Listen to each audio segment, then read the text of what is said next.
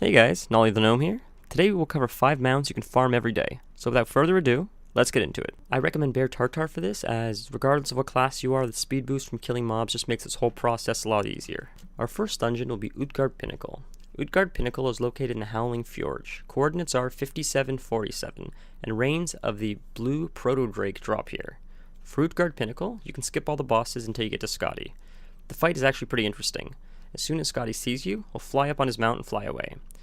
Now you have to kill the ads until you can collect 3 spears. You'll see the spears are sticking out of the ground and glowing. You can click them, and when you see that Scotty is near the harpoons, you can click all 3 of the harpoons, assuming you have 3 spears in your bag, and after hitting him successfully 3 times, you will knock him off his mount. He will then be in front of you, and you can just one-shot him and hopefully loot the mount. Magisters Terrace. This one drops one of my favorite mounts, the Reins of the White Hawkstrider. What's cool about the Hawkstrider is it's generally a Horde exclusive mount, except for in this dungeon and the new Void Elf Hawkstrider mount. Now, it's a fairly easy dungeon, you just pretty much run through it.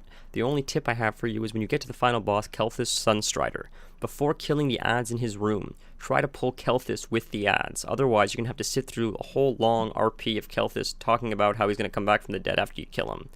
The bonus of doing this dungeon is it actually drops pretty neat transmog, and if you're lucky, besides the mount, you can actually get a phoenix pet as well.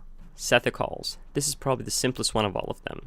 You run up, you kill everything in sight, and you just keep running until you see a boss called the Raven Lord. You kill the Raven Lord, and hopefully you loot the Raven Lord mount.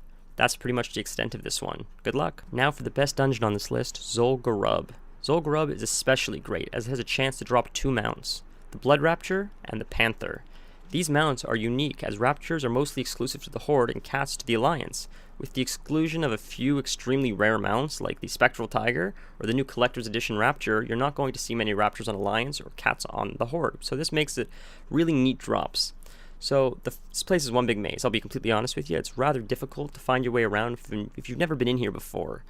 I would say just keep looking at your map to see where you're going. You can follow my video as I'm taking you directly to the first boss, which is the Rapture boss, and then the second boss, which is also the Cat boss. I suggest killing all the bosses in here, to be honest, as the transmog in here is rather rare and awesome.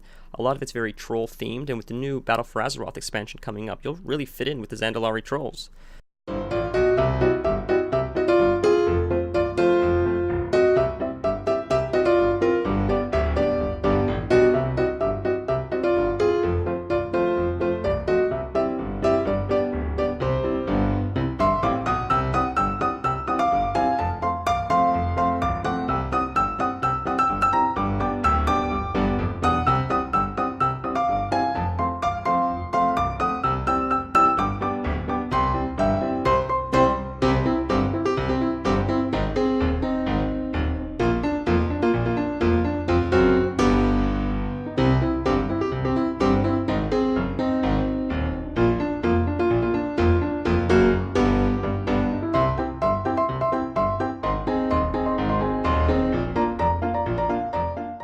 So hopefully that guide got you a mount or 2. Please share it on Twitter if you actually got a mount to drop for you at Nollie the Gnome. I'd love to see what worked. If this video brought you any value, that would really mean a lot to me.